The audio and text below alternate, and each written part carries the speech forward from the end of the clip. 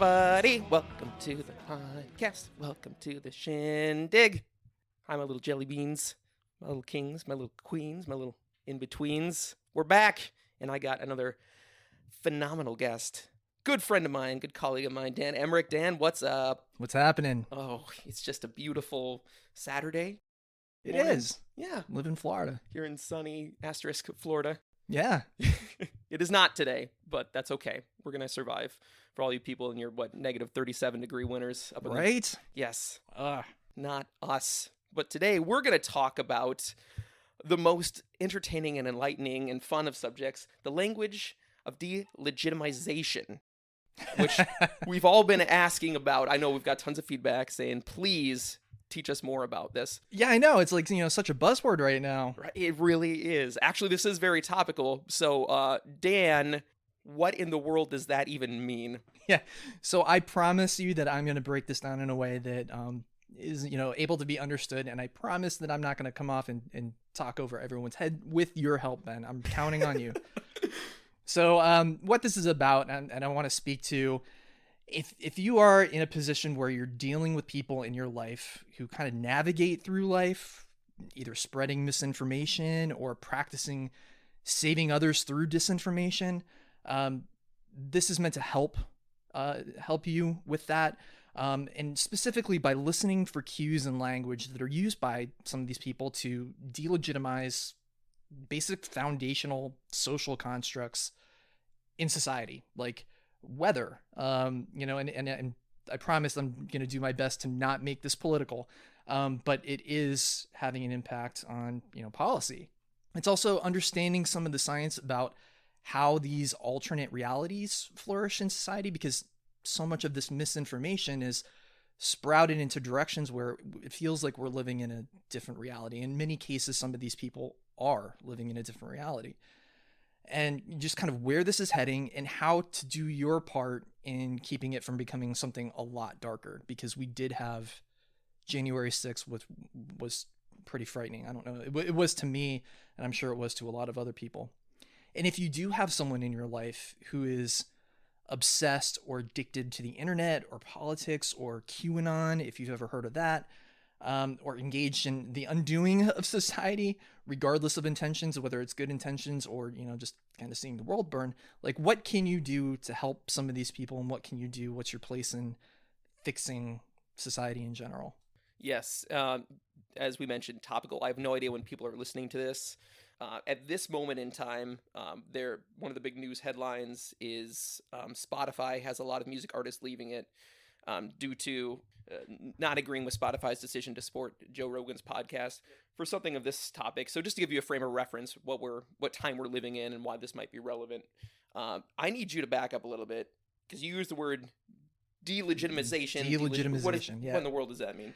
Yep. So I'll flip that to get it started. So the language of legitimization, which is the opposite, is persuasive discourse, discussion, talking to rally people around a thing.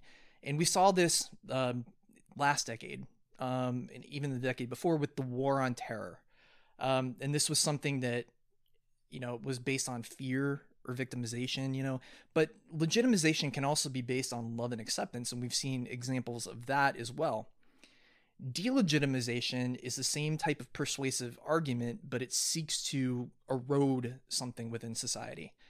And I'm putting the Z in Zennial, or X in Zennial rather, in at this point, aging myself. But like the concept of safety in the 80s was eroded. Like the rise of the serial killer and how, media really put that to the front, kind of eroded that safety, that 1950s feeling of the white picket fence, where, someone was going to break into your house. And ultimately that changed policy, because it led to the revival of capital punishment and brought about mandatory minimum drug sentencing. So that was kind of a big deal. You sound quite smart. What's your background? Where are you speaking from when you're talking about subjects like this? Yeah. So for me, this is, it's two fronts really. It's personal. One, I had some close family members who subscribed to QAnon. And for those of you who don't know, I would encourage you to look this up on your own, because there are some much smarter people who have described it in terms that I can do that will do it much better than I can. And it's kind of a spectrum of beliefs, but it's basically conspiracy thinking that erodes faith in like the government and the world, along some what would be considered ridiculous lines, right? But there is a spectrum. So I've had some family members who are, straight QAnon, and some that have been like Q adjacent, like they believe in parts of it, but not all of it. So maybe not the baby eating pedophile Satanist part of it, but some other things related to, anti-government, or even the stealing of the election. So and I'll get into that later on some where you can go to kind of either catch up on it, learn more about it, or get help if you've got experience like mine. And also, I mean, going back to like the middle of last decade, like 2015, my mom, I know, and I'm sure a lot of people can sympathize with this. My mom was sharing, fake information on Facebook. I saw that a lot. She would share something that was, blatantly false, and I would call her out on it, and her response was, I'm just sharing it because someone else told me to share it. And that was an entry point for some people to get, into something more malignant down the road. And then it really became personal for me in December when my ex's mom was sending me messages through Facebook Messenger directly from Parler, leading up to calls to action for January 6th. Okay. So it was very specific. So it went from something that was generally vague and kind of annoying, embarrassing, to something that was very specific and dangerous. I get why this is personal to you, and a subject that you might be interested in. Yep. And then the other part of it, academically, I hold a terminal degree in linguistic anthropology, and that is where this kind of the study of human civilizations and language intersect. And I did this back during, my research was back during the Great Recession, and I was looking at language associated with the Great Recession. And this was back when, Web 2.0 was just a thing. It was early, and I was specifically using Twitter and some basic web scrubbing script. Like, I learned enough Python to be dangerous for my research. And I was scrubbing language with the Great Recession in mind. And I'd use something called discourse analysis to parse language and turn it into data. And I discovered that socially constructed language and other social norms were taking on new meanings. So like definition to definition were being shedded. So old meanings were taking on new meanings. And like, for an example, the economy. During the Great Recession, people were, and actually are today with inflation, saying, okay, the economy is terrible, which it was. People were losing jobs, left and right. And it was a horrible time. And having to sit back and watch that was really gutting. But I did notice that the conflict between economy and jobs, those two words tended to go in different directions. They used to be looped in, but for the first time in my life, I saw them diverge, but people were still calling it the economy. So it was the beginning of what I was seeing as kind of the delegitimization of definitions. So for those of us that have a degree in skipping a lot of class, what is Web 2.0? I've never heard that phrase before. Okay. So for anyone that's in marketing, you probably have heard of Web 2.0. And I might also be aging myself with that as well. But Web 1.0 was like the late 90s, early 2000s. And it was the version of the web where there were no gatekeepers. Like, it was an open thing. You didn't have one access point. So what, Google was around as your search engine, but so was like Netscape Navigator. There's a man named Jeeves, I believe. Yeah, Ask Jeeves. I totally forgot about that one. But there was no like central access point. Web 2.0 we're kind of at the end of that now, but we're current with that. And that's where your arbiters are, your guardians. So you got Google, Amazon, Facebook, social media. These are all the gatekeepers, and they kind of help organize the entry to what we consider the web. And it's also where they gave us the ability to share information to others. And that's been a critical component to creating these alternate socially constructed realities and that delegitimization of words that we've seen. So again, going back to that economy, jobs concept, media, and fake news, back following the Great Recession, when Occupy took hold, there was, the war on banks and elites, and then later on the war on expertise and war on education. So these concepts of banks, expertise, like who knew, who knows what, who's the source of truth, who's the person to go to. um, that was becoming a thing, and we're seeing now this kind of attack of the concept of education come out in real time with banning of books and going after things that really don't exist in curriculum, like critical race theory. We're seeing that in real time play out right now, and it's all polarizing. They become like wedge words, so you have to take one side or the other. There's no spectrum, like it's Yeah. really forcing people to go white, black, rather than embrace the gray and embrace complexity. It's something that just caught me that you said that's a really sobering thought is we tend to think of access to the internet as direct point-to-point access with all the information of the world, but what you're describing, and which is true and I really hadn't considered, is there is at least some sort of filter between your desire for information and who supplies it. There's some sort of gatekeeping involved, and that makes me a little scared to think that somebody else's interests or worldview might dictate what kind of information that I receive back. And that's coming with Web 3.0 potentially. That there's some discussion with that, and I'm actually going to get into that here in a minute. But yeah, Web 2.0 gave us things like Breitbart and more fringe things on the internet that are more bizarre, like YouTube, like Infowars.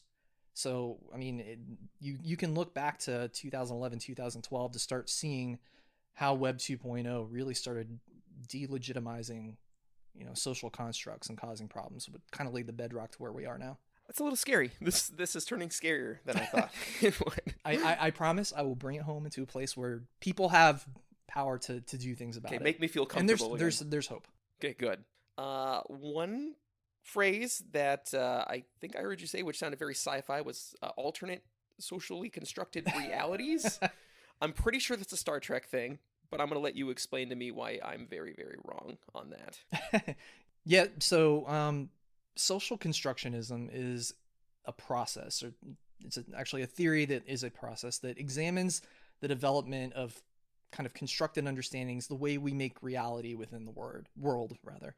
And it's shared within a culture and communities, and it forms the basis for reality and all of our belief systems that come with that. So, think of like religion, laws, and the opposite of that, like deviance. What is deviant behavior? All of this is kind of agreed upon in a reality that we create and becomes part of our society.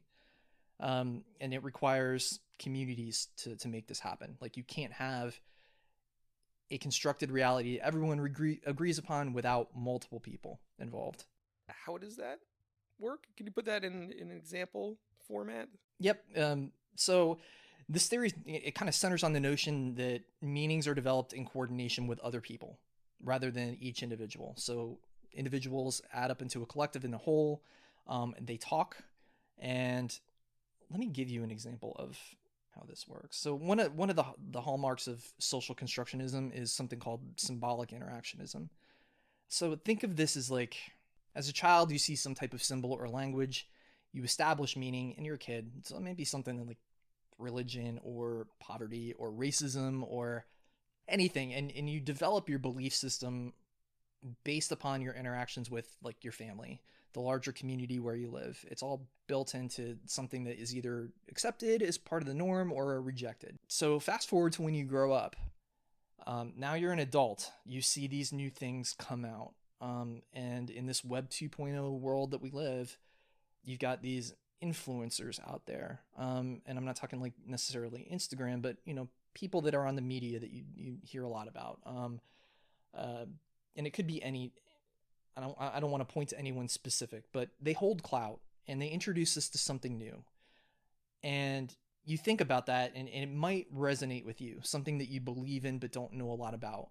And you start going down this rabbit hole of belief system and you kind of discover that it matches, or you're kind of like-minded to what this person is. And then you've got that share button that Web 2.0 has. Mm-hmm. And that spreads that concept to other people, where people then have that ability to say, okay, wow, does this match my mindset or my belief system? Let me share that too. And you start getting this kind of exponential growth of these ideas that become part of the system that just cycles and processes around. And that's something that I've become aware of slowly. I don't know when, but when I was young, news meant here are the things that are going on. And now every time there's news, my first question is, where did it come from? What's the source? Because I know that the gatekeeping aspect you mentioned earlier is very real, and we sort of assign tags to all these different sources about what their belief system is before we understand what kind of information they're sharing with us. Yeah. And this is part of confirmation bias. If you've ever heard of that, and if you haven't heard of that, I highly recommend you look it up. But confirmation bias is basically says we agree to what we believe in, or we want to really believe and accept that as truth because it fits our reality that we've created, and often it ignores expertise or authority. It can, or it can lead you toward expertise or authority if that's part of your bias. So one thing that has happened over this last decade with Web 2.0 is that there has been a lot of spread of like common sensisms, like things that sound really good and sound really kind of truth-like, but they're not really true.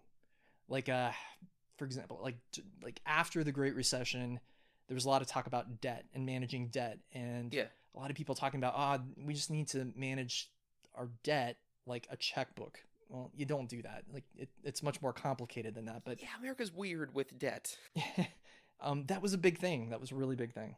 Back to the social constructionism thing, that seems like a pretty inherent concept. At least, has that been around forever?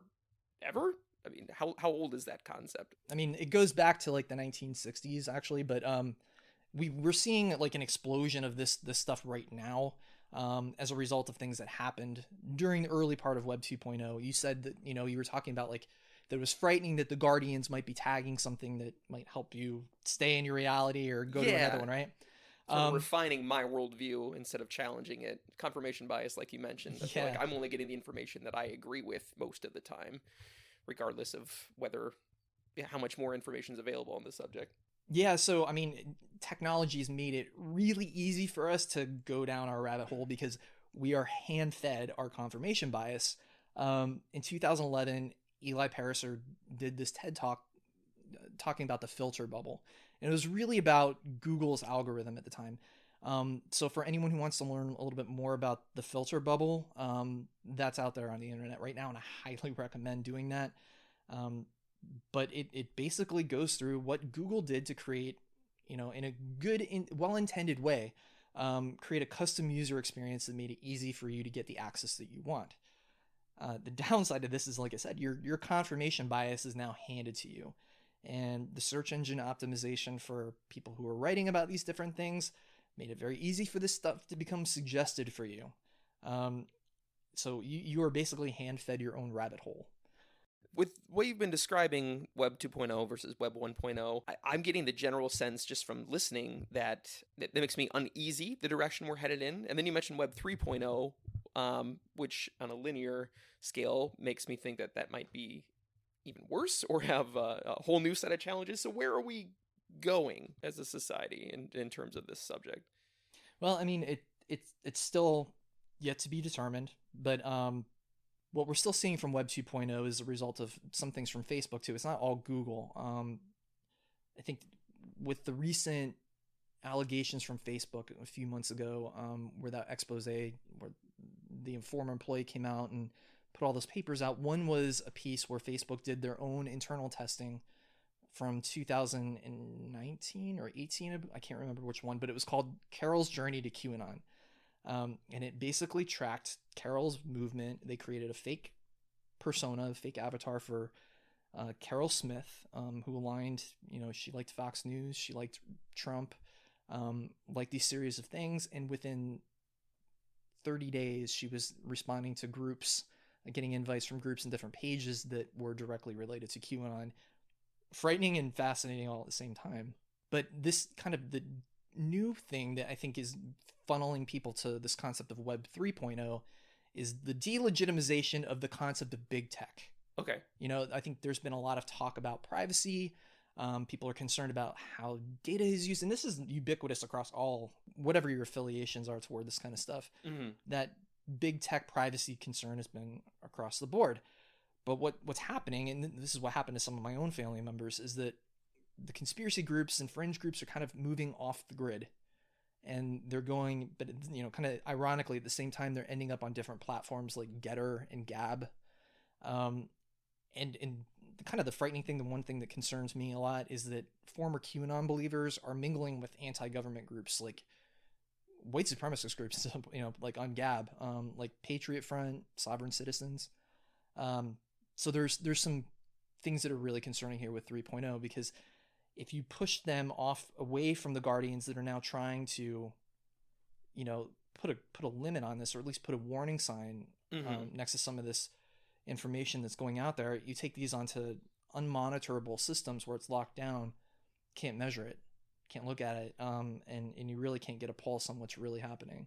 With my experience, what I'm seeing in terms of, the subject we're talking about here, is all these different elements are combining in this day and age to really create division. I think we're getting further and further away from finding common ground Absolutely. on anything. And to me, that's the detriment. That's what's going on. So I assume we're in agreement that we would like to find a way to get back to a more cohesive, collaborative living experience amongst each other. So what's everyone's personal responsibility, knowing that all this is out there and these are the reasons why it's happening? How do people turn this around?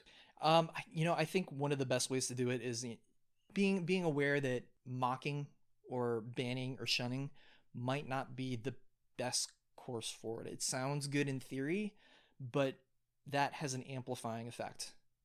As we've seen, there are requests to ban or actual banning going on in two different fronts, so banning the things that people don't like. And because we're so divided, that's happening along ideological lines.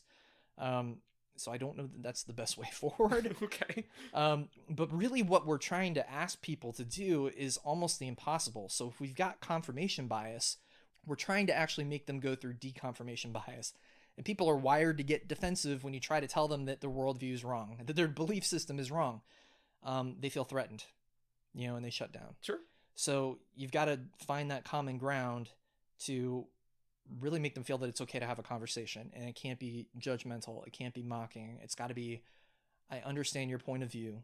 Tell me more, learn more about it, hear more about it, and then share points of view that are your own. But yeah, it's still very much a work in progress. And I don't think that everyone's having a lot of success. And it also, if you're just concerned that maybe another 1.6 is coming up, which I think is something that could be a very real fear, you can look for trends in language from other people that are saying these things, because that can be a cue. Any specific trigger words or things to be on the lookout for? Yeah, I mean, I think the joke, and going back to not being mocking, not being that mocking person. Research is a key word. Like when people say, I'll research my own thing, you can follow that up with, okay, like where did you find it? What is exactly or specifically that you've researched? What did you find? Tell me more about it. And then be okay with pushing back a little bit on, is that really an authority? One of the things that's happening now is people can't seem to agree on where authority lies on those subjects. So if people cite a source for their information, then the debate becomes whether that source is legitimate or not. So how do you find common ground there? I think that's a great question. I'll be totally transparent here. Data is confusing to people, and we're confronted with it all the time, especially now with COVID. We've got all of these numbers, all of these charts that we're just putting out immediately. And then we're asking the population to take a look at this and digest and create context based upon limited information, just numbers, graphs, lines, that kind of stuff. That's difficult and it's confusing. So there's bound to be different meanings that are come out of these, what seem to be like abstract drawings in some cases. And that's tough. But I think one of the things that is kind of underscoring all of this is that science is just getting misinterpreted. It's science is a process. Like the method is literally a process you have to go through. I do hear a lot of frustration about the concept of science, and sometimes people use science mockingly, in a way like, well, look at the science. She blinded me with science. I mean, it's supposed to be a process, and that process is supposed to have this part that's, falsifiability. That, what's also called peer review. Yeah. You also have to, if you're trying to prove that something exists from the scientific method, you also have to prove that it doesn't exist without that interference. So like falsifiability. You mentioned that one of the trigger words that we're talking about is research. I think people have sort of taken it, that concept is just so vague at this point. Research it almost has the connotation of, it's intertwined with the term opinion at this point. Research is just whatever you want it to be that led to a conclusion.